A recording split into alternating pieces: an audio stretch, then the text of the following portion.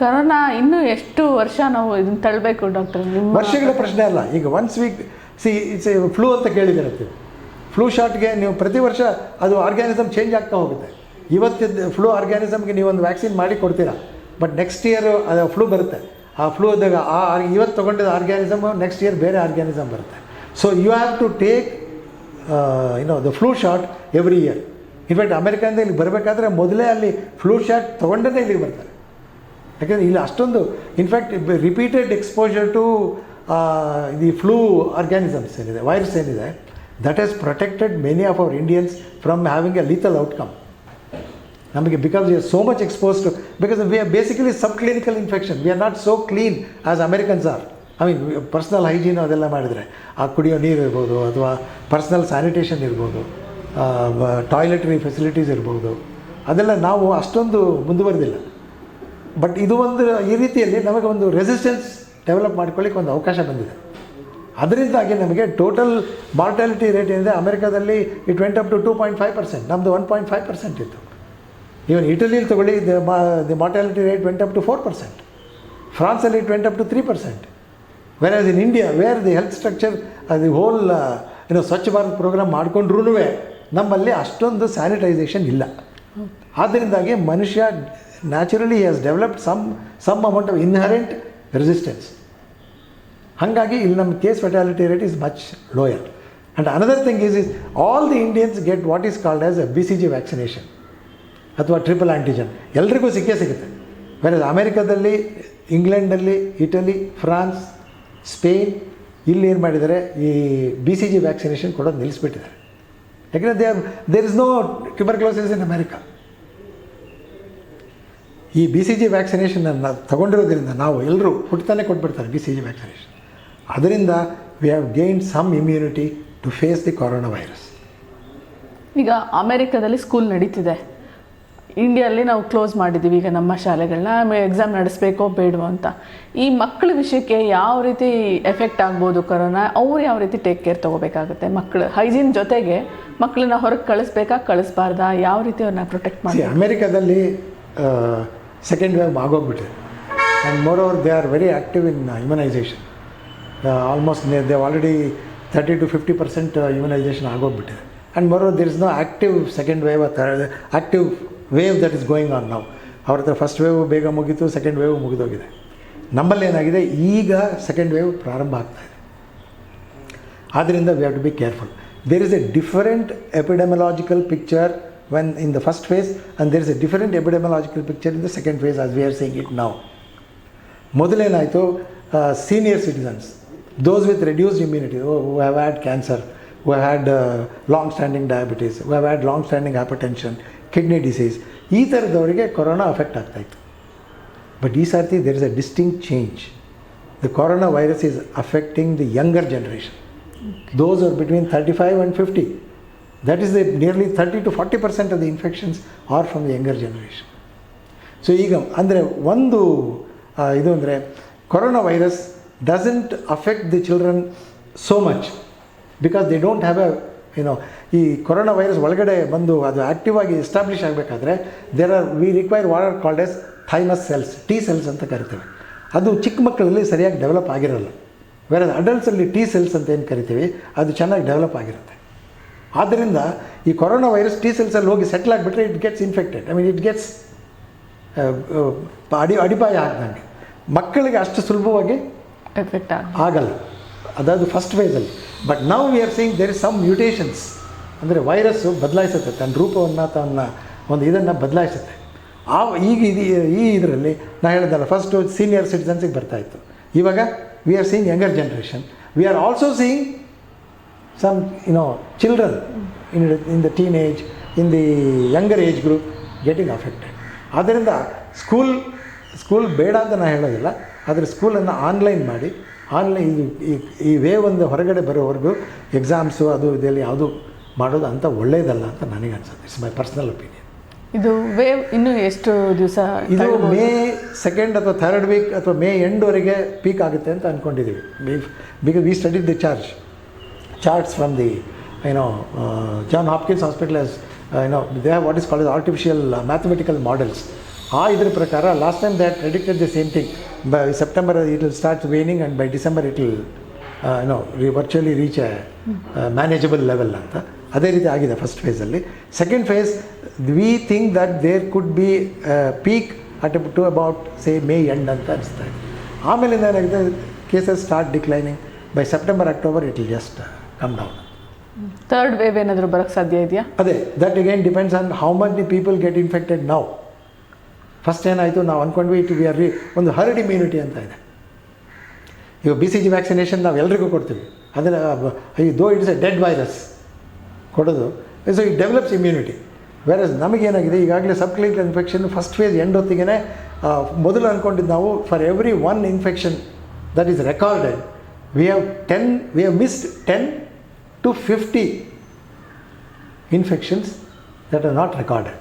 ಒಂದು ನೀವು ಇನ್ಫೆಕ್ಷನ್ ಇವತ್ತು ಒಂದು ಪಾಸಿಟಿವ್ ಬಂತು ಅಂತ ಇಟ್ಕೊಳ್ಳಿ, ವಿ ಹ್ಯಾವ್ ಮಿಸ್ಡ್ 10 to 50.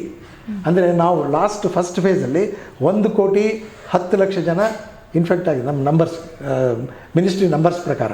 ಅಂದರೆ 1,10,00,000 ಜನ ನಾವು ರೆಕಾರ್ಡ್ ಆಗಿದ್ದರೆ nearly 50 crore people have been infected sub clinically.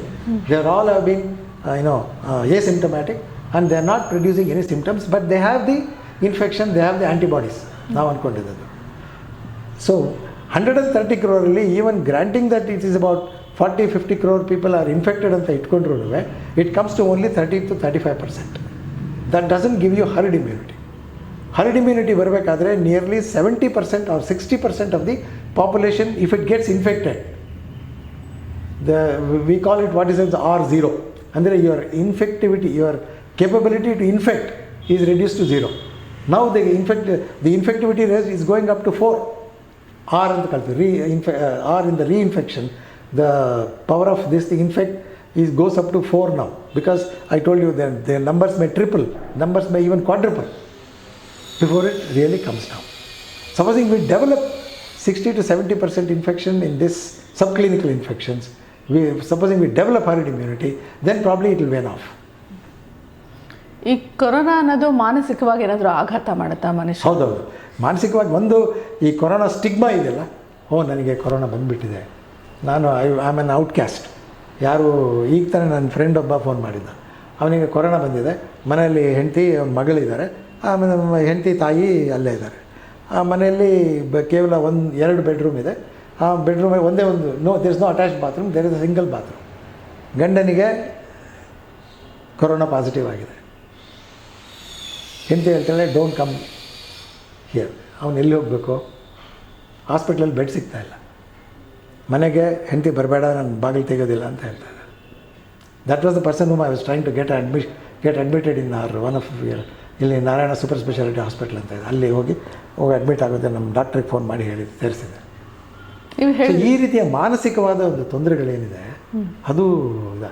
But best thing is corona quarantine ಮನೆಯಲ್ಲೇ ಇರೋರಿಗೆ ಏನು ಮಾಡಬೇಕು, ಆದಷ್ಟು ನೀವು ಮಾನಸಿಕವಾಗಿ ಐಸೋಲೇಷನ್ ಆಗಿದ್ರೂ, ಅದು ಫಿಸಿಕಲಾಗಿ ನೀವು ಐಸೋಲೇಷನ್ ಆಗಿದ್ರೂ ಕೀಪ್ ಕಾಂಟ್ಯಾಕ್ಟ್. ಫೋನಿಂದ ಟ್ರಾನ್ಸ್ಮಿಷನ್ ಆಗೋಲ್ಲ.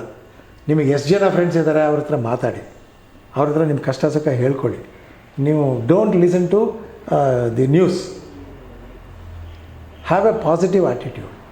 ಎವ್ರಿಥಿಂಗ್ ಹೇಳಿದ್ದಾರೆ. 80 ಜನ ನೀವು ಮನೆಯಲ್ಲೇ ಕ್ವಾರಂಟೈನ್ ಮಾಡ್ತಾ ಇರಬೇಕು. ಅವರು ಏನು ಮಾಡಿದರೆ ಮೆಡಿಟೇಷನ್ ಮಾಡ್ಕೊಂಡು ಇರಲಿಕ್ಕೆ ಆಗಲ್ಲ. So best thing is keep talking to your friends. You will come out of the stigma. We must fight the coronavirus. We should not fight the stigma. I mean, we should not make anybody get an information that he is suffering from stigma, so he is an outcast. We have to fight the disease, not the patient. ಆ ಒಂದು attitude change ಆಗಬೇಕು. ಈಗ ಕೆಲವರು injection ತೊಗೊಂಡಿದ್ರು, ಅವ್ರು ಮತ್ತೆ attack ಆಗಿದೆ. ಇಂಜೆಕ್ಷನಿಂದ ಏನು ಉಪಯೋಗ ಆಗ್ತಾ ಇಲ್ಲ? ನೋ ಇಸಿ ನೀವು ಕೊರೋನಾ ವ್ಯಾಕ್ಸಿನ್ ತೊಗೊಂಡ್ರೂ ಇದರಲ್ಲಿ ಎರಡು ಸಾರಿ ಇಂಜೆಕ್ಷನ್ ತೊಗೋಬೇಕು. ಈ ಒಂದು ವ್ಯಾಕ್ಸಿನೇಷನ್ ಪ್ರೋಗ್ರಾಮಲ್ಲಿ ನೀವು ಮೊದಲನೇ ಇಂಜೆಕ್ಷನ್ ತೊಗೊಂಡಾಗ ಈ ಆ್ಯಂಟಿಬಾಡಿ ಪ್ರಾಸೆಸ್ ಏನೈತೆ ಆಗ ಸ್ಟಾರ್ಟ್ ಆಗುತ್ತೆ ಬಿಲ್ಡಪ್ ಮಾಡೋಕ್ಕೆ, ನಿಮ್ಮ ಪ್ರೊಟೆಕ್ಷನ್ ಬಿಲ್ಡಪ್ ಮಾಡೋಕ್ಕೆ. ಎರಡನೇ ಇಂಜೆಕ್ಷನ್ ತೊಗೊಂಡ್ಮೇಲೆ 3 ವಾರ ಆದಮೇಲೆ ನಿಮಗೆ you are fully equipped to deal with any infection. ಅಲ್ಲಿವರೆಗೆ ಯು ಆರ್ ಸಸೆಪ್ಟಬಲ್. ನಾವು ಇದನ್ನು ಈ ಜಾಗೃತಿಯನ್ನು ನಾವು ಯಾರಿಗೂ ಹೇಳ್ತಾ ಇಲ್ಲ. ಇದೊಂದು ಮಾಸ್ ಜಾಗೃತಿ ಆಗಬೇಕು. ಜಸ್ಟ್ ಬಿಕಾಸ್ ಸಂಬಡಿ ಹಸ್ taken A vaccination, 1 first dose, so ಅದೇನಾಗುತ್ತೆ, ನೀವು ಎರಡನೇ ಇಂಜೆಕ್ಷನ್ ತೊಗೊಂಡ್ಮೇಲೆ 3 ವಾರದ ಆದಮೇಲೆ ನಿಮಗೇನಾಗುತ್ತೆ, ನೀವು standard level of antibodies in your blood. So it can take any kind of new infections. So ಆವಾಗ ಇಟ್ ಗಿವ್ಸ್ ಯು ಪ್ರೊಟೆಕ್ಷನ್.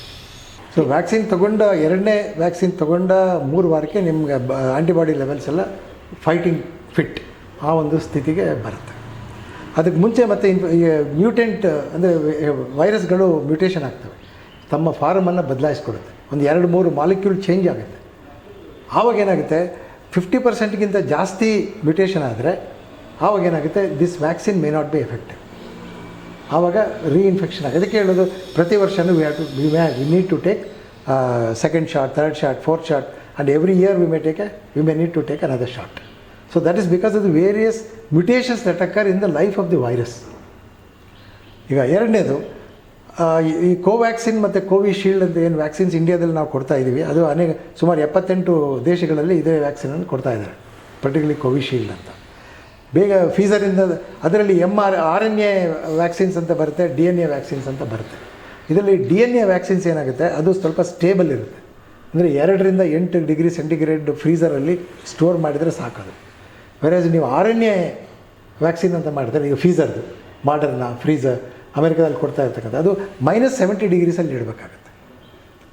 ಅದರ ವ್ಯವಸ್ಥೆ ಇಂಡಿಯಾದಲ್ಲಿ ಇಲ್ಲ. ಆದ್ದರಿಂದ we can't use those vaccines.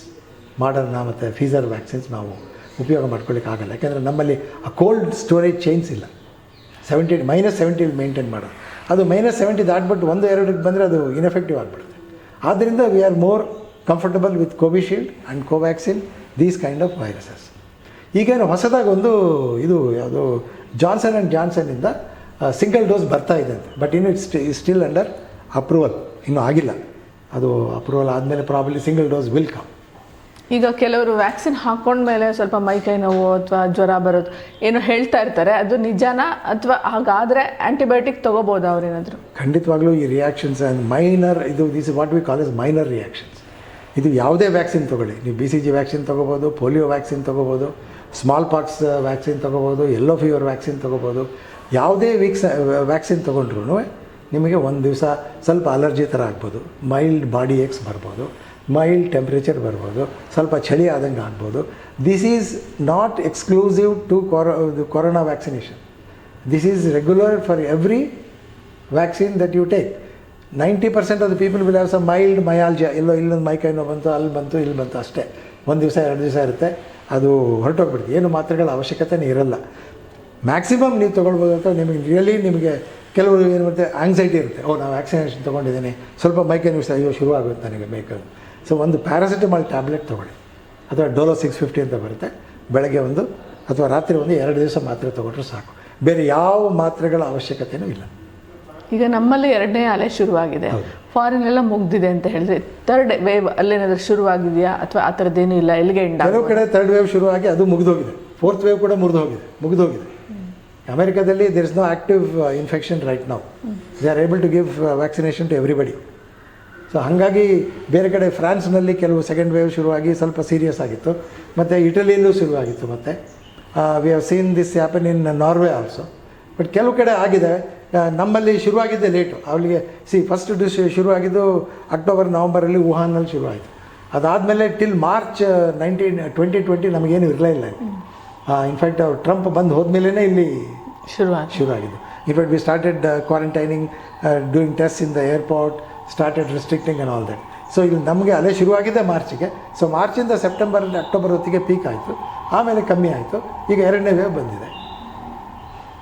ಈ 2ನೇ ವೇವಲ್ಲಿ ನಮಗೆ herd immunity 70% infection herd immunity ಆಗಿಬಿಟ್ರೆ then probably we may not get a 3rd wave. ಅದರಲ್ಲಿ ಇನ್ನೂ ಜನ ಉಳ್ಕೊಂಡ್ರೆ, ಅಂದರೆ ಹರ್ಡ್ ಇಮ್ಯುನಿಟಿ ಆಗದೆ ಉಳ್ಕೊಂಡಿದ್ದರೆ ಅವರಿಗೆ 3rd ವೇವ್ ಬರ್ಬೋದು. ಅಂದರೆ ಕ್ಲಸ್ಟರ್ಸಲ್ಲಿ ಬರುತ್ತೆ. ಡೆಲ್ಲಿಯಲ್ಲಿ ಸ್ವಲ್ಪ, ಅದು ಕೇರಳದಲ್ಲಿ ಒಂದು ಸ್ವಲ್ಪ, ಆ ಕಡೆ ಈ ಕಡೆ ಒಂದು 100 ಜನಕ್ಕೆ 200 ಜನಕ್ಕೆ ಬರುತ್ತೆ ನಿಂತೋಗುತ್ತೆ. ಆ ರೀತಿಯ ಒಂದು ಪ್ಯಾಟರ್ನ್ ಇರ್ಬೋದು, ಹೇಳೋಕ್ಕಾಗ.